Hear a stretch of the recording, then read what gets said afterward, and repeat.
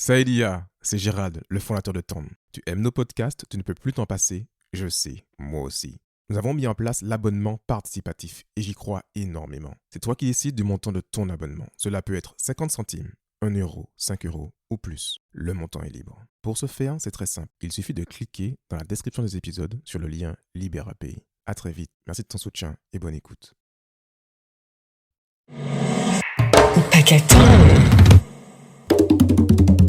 Hello tout le monde, bienvenue dans le podcast Parlement Ultramarin qui analyse l'activité de nos élus.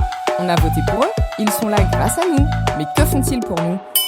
La séance est ouverte. Bonjour à tous, la séance est ouverte. Bonjour à tous et bienvenue dans ce nouvel épisode de Parlement Ultramarin. Bon, je sais, on a dit que la séance était ouverte, mais exceptionnellement aujourd'hui, on va un peu changer de décor et quitter le Parlement. Je vous explique. Ce mois-ci, on va parler de la Nouvelle-Calédonie et de son avenir institutionnel. Je suis heureux de revenir ici, à Nouméa. Vous m'avez manqué. Ça, c'était Emmanuel Macron le 26 juillet 2023 en direct de Nouméa. 2 ans plus tôt, la Nouvelle-Calédonie a voté pour le dernier des 3 référendums sur son indépendance. Les indépendantistes de partout, je vous vois venir. Vous allez me dire « Oh, comment ça on leur a proposé ça et pas à nous ?» En fait, ça a été dealé il y a 36 ans, au moment des accords de Matignon en 1988. Bon, les historiens ne m'en voulaient pas trop, mais on va la faire en accéléré. Il faut savoir qu'il y a toujours eu des tensions entre les communautés kanaks, qui sont originaires du Caillou, et les métropolitains qui ont colonisé. Au fil des années, les divergences ont évolué en 2 groupes politiques. Aujourd'hui, on a les partisans de l'indépendance, qui sont réunis dans une formation qui s'appelle le Front de Libération Nationale Kanak et Socialiste, le FLNKS, et en face, on a les loyalistes, qui sont donc contre l'indépendance et pour le maintien du territoire dans la République française. Comme je vous disais, il y a donc toujours eu des tensions.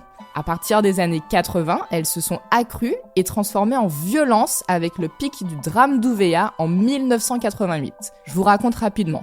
Le 22 avril, sur l'île d'Ouvéa, des indépendantistes kanaks attaquent une gendarmerie, tuent 4 gendarmes et font 27 otages. Une partie est libérée quelques jours après, mais pas l'autre partie qui reste introuvable jusqu'au moment où on apprend qu'il se trouve dans une grotte.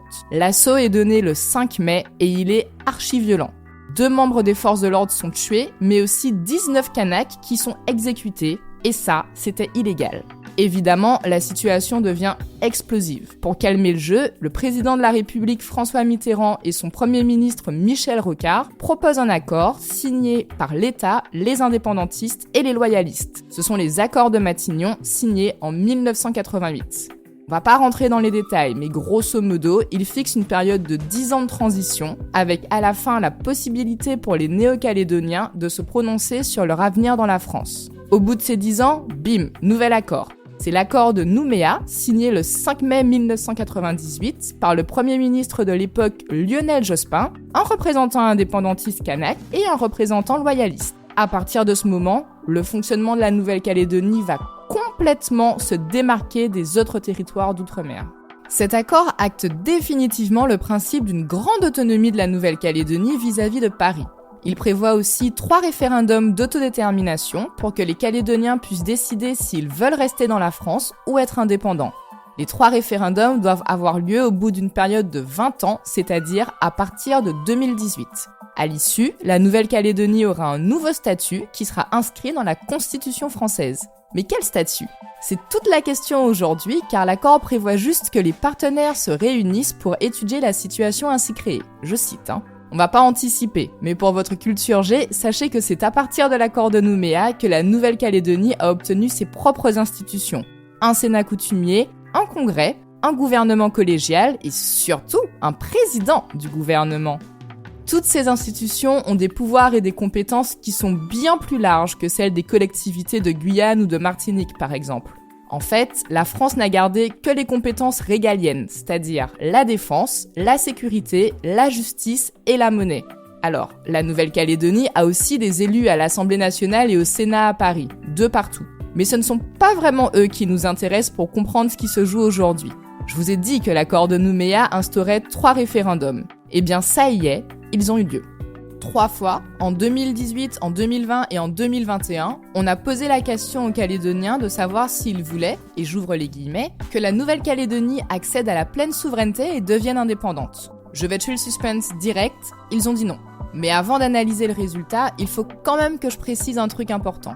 En Nouvelle-Calédonie, on dit que le corps électoral est gelé, c'est-à-dire que seulement une partie de la population peut voter selon des critères préétablis au moment de l'accord de Nouméa. Le but, quand ça a été instauré, c'était de donner plus de poids aux Kanaks qui sont minoritaires dans la population. Y toucher, donc, c'est potentiellement changer les équilibres politiques. C'est pour ça que la question est super sensible et qu'elle est très très importante dans la suite des négociations qui ont lieu aujourd'hui.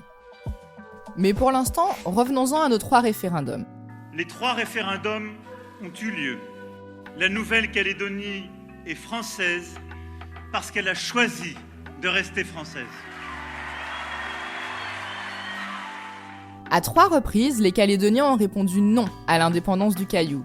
La première fois en 2018 avec 56,70% des voix, la deuxième fois en 2020 avec 53,26% des voix, et la troisième fois en 2021 à 96,49%. Ça vous choque le décalage sur le 3e résultat ? Les loyalistes se seraient-ils multipliés comme des petits pains entre 2020 et 2021 ? Pas du tout. Le 3e référendum a été organisé en pleine épidémie de coronavirus et les indépendantistes, qui estimaient qu'ils n'avaient pas pu faire campagne correctement, ont demandé le report du scrutin. Mais ils n'ont pas obtenu gain de cause et donc, ils ont appelé à le boycotter. Leur consigne a été très suivie par les militants et la participation globale a chuté à 43% alors qu'elle dépassait les 80 les 2 premières fois. Bien sûr, les indépendantistes ont annoncé qu'ils ne reconnaissaient pas du tout le résultat de ce dernier référendum et ils ont intenté des recours devant la justice. Et ensuite, ensuite plus rien. Plus rien pendant un bon moment. Les indépendantistes ont boudé pendant genre 1 an et demi. Et puis finalement, en mai 2022, ils se sont dit « Ok, on va revenir à la table des négos, parce que quand même, on va rien gagner en boudant dans notre coin. » Non, je rigole, mais à peine. Bref, en mai 2022, juste avant les élections législatives, ils se sont mis d'accord pour arrêter de se diviser entre eux. Parce que, oui, comme dans tout mouvement politique qui se respecte, il y a plusieurs partis et nuances indépendantistes qui se font la guerre. Donc, avant les législatives, ils mettent de côté les disputes pour présenter un seul candidat et avoir plus de chances de récupérer les 2 circonscriptions qui étaient jusque-là aux mains des loyalistes. Devinez quoi ? Ça n'a pas marché. Les 2 députés qui siègent à l'Assemblée nationale aujourd'hui sont membres du groupe Renaissance, le parti d'Emmanuel Macron, et ils font partie des loyalistes. Après ça, clairement, c'était pas la fête chez les indépendantistes. Faut dire aussi qu'il y a eu plein de petits rebondissements, ou plutôt de petits couacs à Paris, qui les ont, on va dire, vexés. Déjà, il y a eu la nomination de Yaël Braun-Pivet comme ministre des Outre-mer. Jusque-là, tout va bien. Sauf qu'elle a démissionné à peine 1 mois plus tard pour se faire élire à la présidence de l'Assemblée nationale. Pas de bol, dans toute cette affaire d'élection, elle a annulé à la dernière minute une visite prévue en Nouvelle-Calédonie. Ça fait un peu mauvais genre et les indépendantistes l'ont plutôt mal pris. Ensuite, en juillet, il y a eu la nomination d'un nouveau gouvernement avec un nouveau ministre des Outre-mer. Mais pas tout à fait.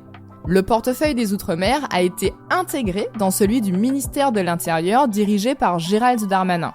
Il y a eu la nomination d'un ministre délégué aux Outre-mer, Jean-François Carenco. Vous vous rappelez, on a un peu parlé de lui dans les premiers épisodes. Mais bon, comme nous, les Outre-mer, on a pas mal de différences et de spécificités par rapport à l'Hexagone. Le fait de ne pas avoir un ministère bien à nous a beaucoup énervé nos élus. Ils ont considéré que le ministère des Outre-mer avait été placé, je cite, sous tutelle, et autant vous dire que c'est plutôt péjoratif. Donc nos élus ont babillé, mais en vrai ça n'a rien changé, rien du tout. C'est toujours comme ça aujourd'hui, sauf que le ministre délégué s'appelle Philippe Vigier. Enfin, je vous dis ça alors qu'il y a un remaniement dans l'air à l'heure où j'enregistre ce podcast et que potentiellement ça va changer. Mais bon bref, je ne suis pas Madame Irma, alors on verra bien, et si le nom du ministre change d'ici à ce que vous écoutiez l'épisode, au moins vous saurez pourquoi. Donc, revenons à notre indépendance, enfin plutôt à notre non-indépendance calédonienne. En juillet 2022, Gérald Darmanin, qui devait aller en Nouvelle-Calédonie, annule lui aussi. À la place, il propose aux représentants des loyalistes et des indépendantistes de venir à Paris pour discuter. Mais bon, vous avez déjà cerné le caractère des indépendantistes, Ils ont dit « merci, mais non merci ». Donc, en juillet 2022, plus personne ne se parle et la situation est bloquée. Les mois suivants, jusqu'au mois de décembre, il y a eu plusieurs tentatives du gouvernement pour dialoguer. Faut dire qu'il y avait un peu urgence quand même, parce qu'en 2021, tout le monde s'était mis d'accord pour avoir une proposition un peu concrète sur l'avenir institutionnel du Caillou, au maximum en juin 2023. Donc, en septembre 2022, Jean-François Carenco se rend sur place. Et en vrai, ça se passe plutôt bien. Il parle à tout le monde, même s'il n'y a pas encore de discussion tripartite, c'est-à-dire des discussions avec tous les acteurs autour de la table. En octobre, on passe au niveau au-dessus. Cette fois, c'est la première ministre, Elisabeth Borne, qui envoie l'invitation aux deux camps pour venir discuter à Paris. Sauf que là, c'est un flop. Les indépendantistes décident finalement de ne pas venir parce qu'ils contestent toujours le résultat du 3e référendum. Bye bye les espoirs de discussion tripartite. En fait, il va falloir attendre le mois de décembre 2022 pour que la situation se débloque un peu. Cette fois, Gérald Darmanin se déplace en personne et pour une semaine en Nouvelle-Calédonie. Il va y retourner en mars 2023 et là, enfin, quelque chose de concret en ressort. Alors, ne vous emballez pas, ce n'est pas non plus le nouvel accord du siècle qui va tout résoudre. C'est juste un nouveau rendez-vous fixé à Paris au mois d'avril. Le gros point positif par rapport aux précédents échecs, c'est que cette fois, les indépendantistes ont promis qu'ils viendraient. Donc, avril 2023, les réunions ont lieu, elles se passent plutôt bien, mais chacun reste toujours dans son coin. D'un côté, les indépendantistes du FLNKS réclament, ouvrez les guillemets, une accession à la pleine et entière souveraineté en 2025. De l'autre côté, les loyalistes réclament, là encore, ouvrez les guillemets, une ligne d'horizon fixée sur le droit à l'autodétermination. Et on n'oublie pas le troisième acteur, l'État, qui a aussi son objectif, à savoir dégeler le corps électoral, c'est-à-dire l'élargir pour que plus de personnes puissent voter, avant les élections provinciales prévues en mai 2024 en Nouvelle-Calédonie. Petite pause ici, parce qu'on va faire une digression. Les élections provinciales, c'est un peu l'équivalent des législatives. Les Calédoniens votent pour constituer leur congrès. Là où ça devient différent, c'est qu'ensuite, de la composition de ce congrès, dépend la formation du gouvernement. Je vous explique. Si par exemple les élections provinciales sont remportées par les loyalistes, le gouvernement aura plus de membres loyalistes et donc sans doute un président loyaliste. Les élections provinciales sont donc très importantes parce qu'elles définissent le camp qui aura le pouvoir pendant 5 ans. En ce moment, le président est un indépendantiste. Voilà pour la digression, revenons à nos discussions générales. Sur le corps électoral, donc, les loyalistes sont favorables à un dégel, comme l'État, quand les indépendantistes ne veulent pas en entendre parler. Enfin, ils ne voulaient pas. Parce qu'en juin 2023, Gérald Darmanin retourne à nouveau en Nouvelle-Calédonie, et là, les indépendantistes finissent par dire qu'ils sont OK pour discuter. On ne parle pas d'accord, on parle juste de discussion à ce stade. Bon, à partir de maintenant, je vais prendre un peu de liberté et accélérer tout ça parce que je parle déjà depuis beaucoup trop longtemps. Et puis en plus, c'est mon podcast, ok ? Donc je fais ce que je veux. Donc, de juin 2023, on va arriver direct à janvier 2024. En 6 mois, qu'est-ce qu'il s'est passé ? En juillet 2023, Emmanuel Macron lui-même s'est rendu en Nouvelle-Calédonie. C'était sa toute première visite depuis que les 3 référendums ont eu lieu. Et clairement, on était sur un mood mission diplomatique, il ne faut fâcher personne. Pendant sa visite, il a fixé un calendrier pour la suite des discussions. On l'écoute. Je souhaite qu'une révision de la Constitution de la Ve République puisse intervenir début 2024. Il s'agira d'une révision constitutionnelle dédiée à la Nouvelle-Calédonie parce que votre histoire originale au sein des institutions de la République le justifie et parce que la Nouvelle-Calédonie demeurera une collectivité à part, disposant de son propre titre au sein de notre Constitution. Vous l'avez compris donc, à très court terme, il nous faut avancer sur le dégel du corps électoral pour les provinciales qui doivent se tenir en 2024. Il nous faut ensuite avancer sur cette citoyenneté calédonienne et la construction d'une citoyenneté pleine, substantielle. Et il nous faut enfin bâtir ce statut nouveau, tel que nous voulons le faire. Alors, peut-être celui-ci pourra-t-il se faire en quelques mois. Je le souhaite, mais je ne veux presser personne. Et sur ce point et sur le sujet du statut, il doit se construire dans le consensus, le respect de chacun, l'écoute, mais l'écoute active, l'écoute où aucune chaise ne reste vide et où chacun propose. Après ce discours, les discussions ont continué et, incroyable mais vrai, en septembre 2023 a eu lieu la toute première réunion tripartite entre État, loyalistes et indépendantistes à Matignon. C'est peut-être anecdotique pour vous, mais je vous rappelle que c'est la première du genre depuis 2019 quand même. Alors, de quoi ont-ils parlé ?